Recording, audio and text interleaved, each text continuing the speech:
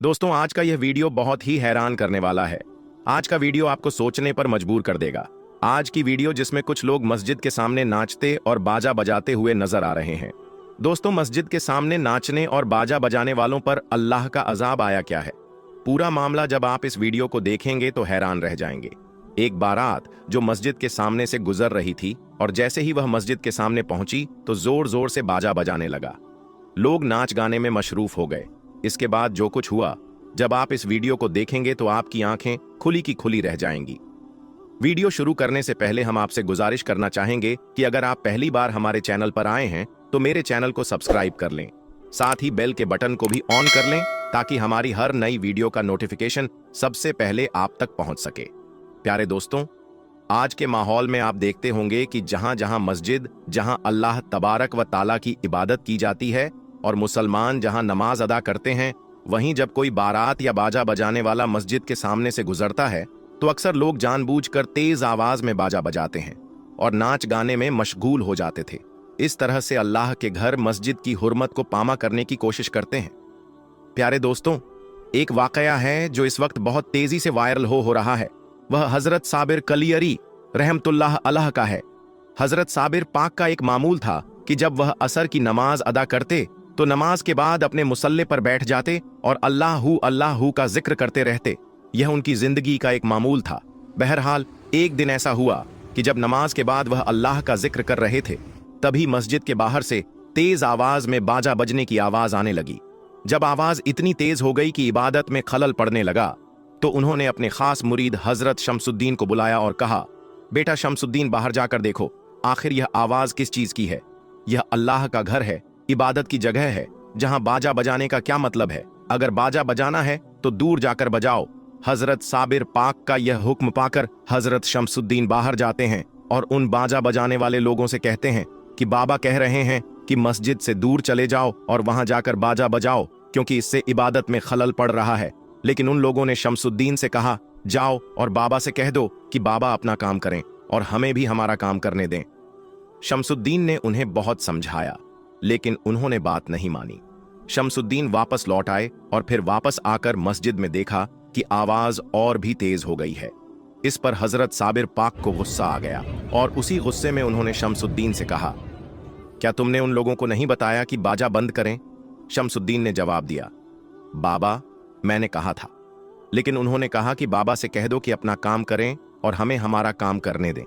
इतना सुनना था कि हजरत साबिर कलियरी रहमतुल्लाह अलैह को गुस्सा आ गया और उसी गुस्से के आलम में उन्होंने हजरत शमसुद्दीन से कहा, बेटा शमसुद्दीन, सामने मेरा जो पानी पीने का प्याला रखा है जो सीधा है, तुम जाकर उसे उलट दो। जैसे ही साबिर पाक ने यह कहा, हजरत शमसुद्दीन ने आगे बढ़कर उस प्याले को पलट दिया और फिर सब लोग अल्लाह का नाम लेने लगे और अल्लाहू का वृद्ध करने लगे। दोस्तों, थोड़ी ही देर बाद बाहर से चीख पुकार की आवाजें आने लगीं। हजरत शमसुद्दीन दौड़ते हुए बाहर गए और देखा कि दो पहाड़ दोनों ओर से चलकर आ रहे हैं और लोगों में चीख पुकार मची हुई है। ऐसा लग रहा था कि यह पहाड़ उन सब को रौंद देंगे और सब उन्हीं पहाड़ों के नीचे दब जाएंगे। बहरहाल इस मंजर को देखकर हजरत शमसुद्दीन ने हजरत साबिर पाक के पास जाकर कहा, इन लोगों को माफ कर दीजिए, ना जाने कहां से यह दो बड़े बड़े पहाड़ आ रहे हैं और अगर आप इन्हें माफ नहीं करेंगे तो यह लोग मर जाएंगे। उधर जो बाहर नाच गाना कर रहे थे, उन्हें भी समझ में आ गया कि उन्होंने बाबा की नाफरमानी की है और इसी वजह से यह दोनों पहाड़ आ रहे हैं। वह जल्दी से नहा धोकर मस्जिद के बाहर आकर बाबा से माफी मांगने लगे। साबिर पाक को उन पर रहम आ गया और उन्होंने अपने खास मुरीद हजरत शमसुद्दीन से कहा, बेटा शमसुद्दीन, अब जब वह माफी मांग रहे हैं तो जाओ और उस प्याले को फिर से सीधा कर दो। उसके बाद दोस्तों, जैसे ही शमसुद्दीन ने प्याले को सीधा किया, अल्लाह का कर्म हुआ और वह दोनों पहाड़ फौरन ही गायब हो गए। इस करामत को देखकर सभी लोग हजरत साबिर पाक के हाथों पर बेद करते हैं, कलमा पढ़ते हैं और मुसलमान हो जाते हैं। हजरत साबिर पाक के मुरीद शमसुद्दीन यह सोचते हैं कि बाबा से वह प्याला मांग लूंगा क्योंकि उसमें बहुत तासीर है, लेकिन वह इंतजार करते हैं कि किसी दिन हजरत साबिर कलियरी का मूड अच्छा हो तब मांगेंगे। एक दिन जब साबिर पाक मुस्कुरा रहे थे तो हजरत शमसुद्दीन उनके पास गए और पूछा, बाबा क्या हाल है? तबीयत ठीक है? इस मौके का फायदा उठाकर उन्होंने साबिर पाक से कहा, बाबा, आपका जो प्याला है वह मुझे दे दीजिए, उसमें बहुत तासीर है। अगर मुझे किसी से परेशानी होगी तो मैं भी उस प्याले को पलट दूंगा।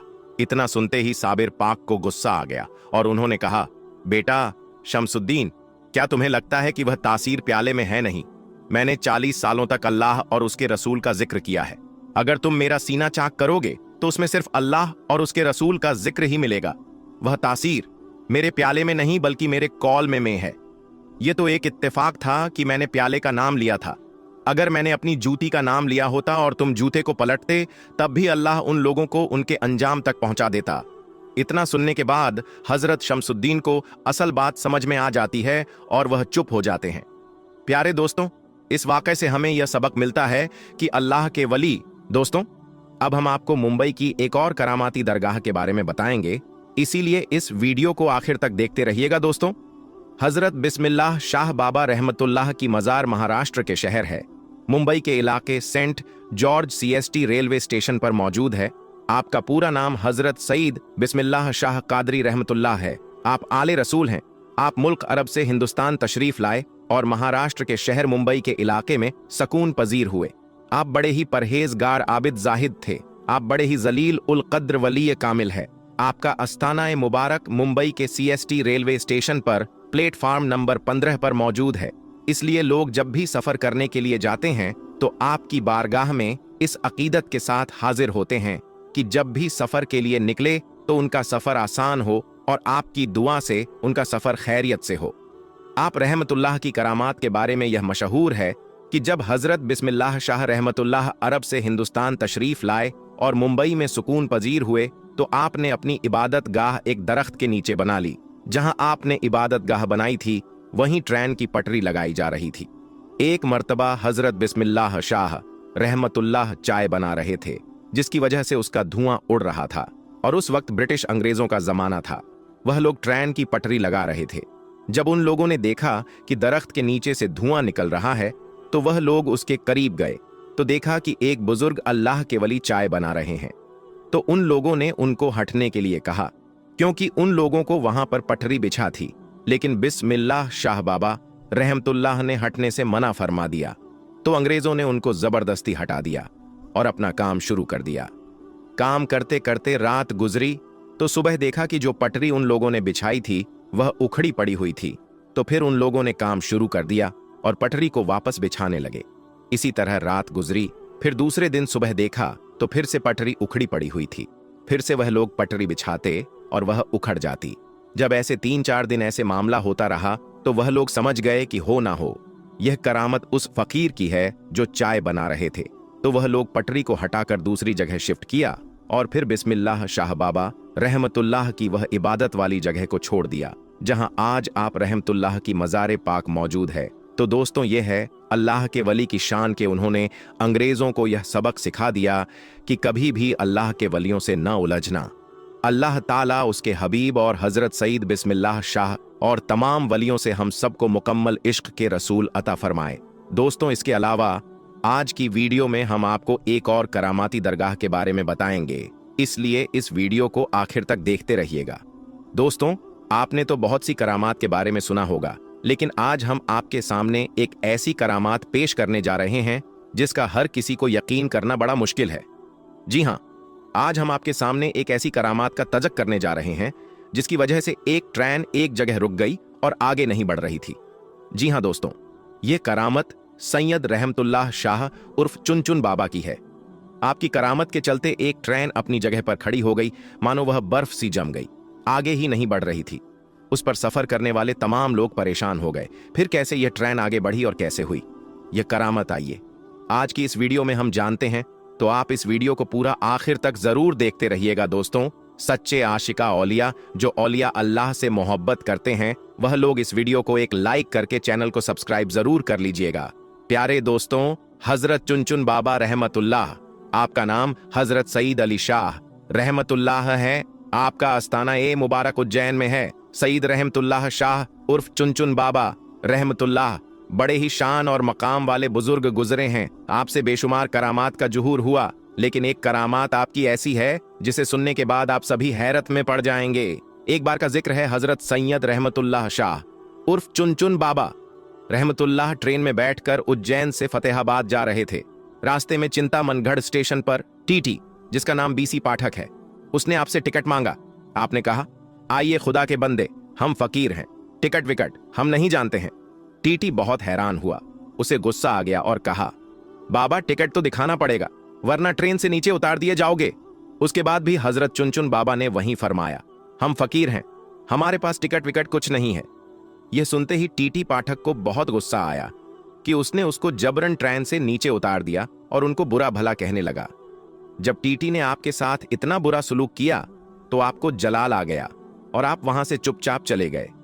उसके कुछ देर के बाद जब गार्ड ने हरी झंडी दिखाई ट्रेन को चलाने के लिए, तो लोको पायलट ने ट्रेन चलाने के लिए आगे बढ़ाया तो ट्रेन चल ही नहीं रही थी। ट्रेन ने सीटी मारी, आगे नहीं बढ़ रही थी। ड्राइवर और फोरमैन ने पूरे ट्रेन की चेकिंग की कि शायद कोई खराबी आ गई हो, लेकिन ट्रेन में कोई भी खराबी नहीं निकली और ट्रेन आगे भी नहीं बढ़ रही थी। उन्होंने खूब मिन्नत मुशक्कल को चलाने के लिए, पर ट्रेन चलने का नाम ही नहीं ले रही थी। अब उन लोगों का दिमाग काम करना बंद कर चुका था। वह परेशान हो गए थे। आखिर ट्रेन को क्या हो गया है? ट्रेन स्टार्ट क्यों नहीं हो रही है? आगे क्यों नहीं बढ़ रही है? वह सब थक हार मान चुके थे। तब उसी ट्रेन में एक बुजुर्ग थे। उन्होंने कहा, जब तक तुम लोग सैयद रहमतुल्लाह शाह उर्फ चुनचुन बाबा को ट्रेन में सवार नहीं करोगे, ट्रेन नहीं चल सकती, क्योंकि तुमने उनके साथ बदजुबानी की है, उनकी शान में गुस्ताखी की है, इसलिए तुम्हारी ट्रेन आगे नहीं बढ़ रही है। जैसे ही यह बात लोगों ने सुना तो हैरान हो गए और सारे ट्रेन अधिकारी, नमाज यकीनन मोमिनों के लिए एक बहुत बड़ा तोहफा है। जी हाँ, यह एक ऐसा तोहफा है जिसे नबियों के इमाम कुल मालिको मुख्तार मोहम्मद मुस्तफ़ा सल्लल्लाहु ताला अलैहि वसल्लम जो है वह अल्लाह से मुलाकात करके लेकर आए हैं। यानी तमाम चीजें जो हैं वह आपको दुनिया में ही दे दी गई, लेकिन नमाज एक ऐसा तोहफा है जो अल्लाह ने अपने महबूब को अपने पास बुलाकर अता फरमाई, तो यकीनन यह एक बहुत बड़ी नेमत है। हमारे लिए यकीनन नमाज हमें 5 वक्त की अदा करनी ही चाहिए। लेकिन दोस्तों, नमाज के बड़े करिश्मे भी हैं। यानी दोस्तों, अगर आपको मालूम हो तो जो नमाज पढ़ते हैं तो यकीनन वह हमेशा पाकी में रहते हैं। जो नमाज पढ़ते हैं उनके चेहरे पर नूर रहता है। जो नमाज पढ़ते हैं उनकी जिस्मानी बीमारियां जो हैं उनसे कोसों दूर रहती हैं। यहां तक कि जो नमाज पढ़ते हैं वह हर तरीके की बुरी बलाओं से दूर रहते हैं, हर तरीके की गंदी चीजों से वह दूर रहते हैं। दोस्तों, यकीनन नमाज में बड़ी बरकत है। जो पढ़ते हैं उनसे जाकर पूछिए कि नमाज में कितना सुकून है। आज दुनिया वाले दर दर भटकते हैं कि उन्हें थोड़ा सुकून मिल जाए, लेकिन दोस्तों, अल्लाह ने फरमाया कि अगर तुम्हें सुकून चाहिए तो नमाज पढ़ो, मस्जिद की तरफ आओ। लेकिन आज का मुसलमान अगर बात की जाए इन तमाम ही चीजों से कोसों दूर है। दोस्तों, भारत के एक गांव पर अल्लाह का ऐसा अजाब आया कि पूरा गांव ही पानी में बह गया। मकाना, इंसान, जानवर सब पानी की नजर हो गए। मगर ऐसा क्यों हुआ? यह लोग ऐसा कौन सा गुनाह करते थे जिसकी वजह से यह अजाब आया? प्यारे दोस्तों, आज हम जिस गांव का जिक्र करने जा रहे हैं वह गांव भारत के शुमाली इलाके में वाक़े था, जिसका नाम भूमिदन था, जहां ज्यादा तादाद में हिंदू आबाद थे। इस गांव में तकरीबन 300 मकान थे, जिनमें से सिर्फ 5 मकान ऐसे थे जहां मुसलमान रहते। बाकी 295 खानदान हिंदुओं के थे। यानी कि यह गांव हिंदुओं से भरा पड़ा था। और इस गांव की एक खास बात यह थी कि गांव के सभी हिंदू खुशहाल थे और करीब के शहरों में काम किया करते थे। अगर किसी हिंदू को माली मुश्किलात का सामना होता तो दूसरे उसकी माली मदद करते, ताकि उस गांव का हर हिंदू खुशहाल रह सके। जबकि दूसरी तरफ 5 मुसलमान खानदान भी थे जो मुफलिसी और गुर्बत की जिंदगी गुजार रहे थे। हिंदू उन्हें अपनी जिनसी ख्वाहिश का निशाना भी बनाते और उन पर झूठे इल्जामात भी लगाते। भूमिदन नामी इस गांव में एक छोटी सी मस्जिद भी थी, जिसे अक्सर ताला लगा रहता। कभी कभार कोई मुसलमान हिम्मत करके उस मस्जिद में जाता और नमाज अदा करता। एक बार ऐसा हुआ कि कुछ मुसाफिरों का गुजर उस गांव से हुआ जो उस हिंदू गांव को क्रॉस करके अगले शहर जाना चाहते थे। ये मुसाफिर ना सिर्फ मुसलमान थे बल्कि बहुत बड़े ताजिर भी थे। यह हर रोज अपना माल दूसरे शहरों में बेचने जाया करते। जिस दिन यह मुसाफिर भूमिदन नामी इस गांव में पहुंचे तो वह दिन जुम्मे का दिन था और नमाज का वक्त हो चुका था। वहां की हिंदुओं ने जब ताजिर को बड़ी शान से मस्जिद की तरफ जाते देखा तो चौराहे पर इकट्ठे हो गए। मुसाफिर ताजिर ने जब मस्जिद के दरवाजे पर ताला लगा देखा तो बड़े हैरान हुए। खैर, उन्होंने मस्जिद के करीब पहुंचकर एक मुसलमान शख्स के घर से चाबी ली और मस्जिद में दाखिल हो गए। उनमें से एक ने ऊंची आवाज में अजान दी ताकि आसपास के मुसलमान भी नमाज अदा कर सके। प्यारे दोस्तों, जब वहां के मुसलमान मस्जिद में आ गए तो मुसाफिर ताजिर में से एक शख्स ने सूरत हाल को ते हुए तकरीर शुरू की। गांव के गैर मुस्लिम मस्जिद के बाहर खड़े तकरीर सुन रहे थे। यही वजह थी कि तकरीर करने वाले ने गैर मुस्लिमों को अल्लाह के अजाब से डराया और लूत अलैहिस्सलाम की कौम का हाल बयान किया कि कैसे वह हम जिन्स परस्ती में मुब्तला हुए और अल्लाह ने उन पर अजाब नाजिल कर दिया। जबकि तकरीर करने वाले शख्स ने मुसलमानों पर जुल्म ढावालों को बदतर अंजाम से भी आगाह किया। उसके बाद जुम्मे की नमाज अदा की गई और ताजिर अपनी मंजिल की तरफ रवाना हो गए। दूसरी तरफ गांव के जो नॉन मुस्लिम थे, जिन्होंने तकरीर सुनी थी, बजाय इसके कि मुसलमानों से अच्छा सलूक करते, उनमें ऐसी खराबी पैदा हुई कि जिसका किसी ने यकीन नहीं किया था। भूमिदन नामी इस गांव के नॉन मुस्लिम हम जिन्स परस्ती में मुब्तला हो गए। गांव के पंडित ने मुसलमान ताजिर की तकरीर सुनी तो उसने यही कहना शुरू कर दिया कि मुसल झूठ बोलते हैं। मर्द का मर्द से जिनसी लुत्फ हासिल करना या औरत का औरत से जिनसी लुत्फ हासिल करना कोई बुराई नहीं है। साथ ही साथ पंडित ने गांव के गैर मुस्लिमों को भी यह दावत दी कि तमाम गैर मुस्लिम भी इस घिनौने काम को अपना ले। अगर मुसलमान सच्चे हैं तो हम भी देखते हैं कि कैसे हम पर अजाब आता है। उसके बाद पूरा गैर मुस्लिम गांव पंडित की कही हुई बात पर अमल करने लगा। भूमिदन नामी गांव में रहने वाले गैर मुस्लिम मर्दों से जिनसी ख्वाहिश पूरी करने लगे।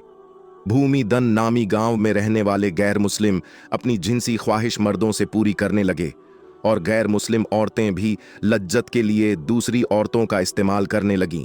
गांव में रहने वाले मुसलमानों ने जब यह देखा तो उन्हें समझाने लगे कि ऐसा करके तुम अल्लाह के अजाब को दावत दे रहे हो, मगर वह कहाँ मानने वाले थे।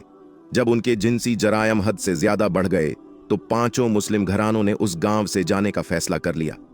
जिस दिन मुसलमानों ने गांव छोड़ा, उससे अगली रात अल्लाह का कहर नाजिल हुआ और पूरा गांव सैलाब की लपेट में आ गया और तमाम गैर मुस्लिम अपने मकाना और बच्चों समीत पानी में बह गए, क्योंकि अस्तगफिरुल्लाह उन्होंने अल्लाह के कहर को दावत की थी। प्यारे दोस्तों, जब जनाबे लूत अलैहिस्सलाम की कौम ने भी ऐसी ही नाफरमानी की तो उन पर भी सख्त अजाब आया। हजरत जाबिर बिन अब्दुल्लाह रजी अल्लाह अन्हों से रिवायत है कि जनाबे मोहम्मद रसूलुल्लाह सल्लल्लाहु अलैहि वसल्लम ने इरशाद फरमाया, सबसे ज्यादा अंदेशा मुझे अपनी उम्मत पर कौम लूत के फेल का है।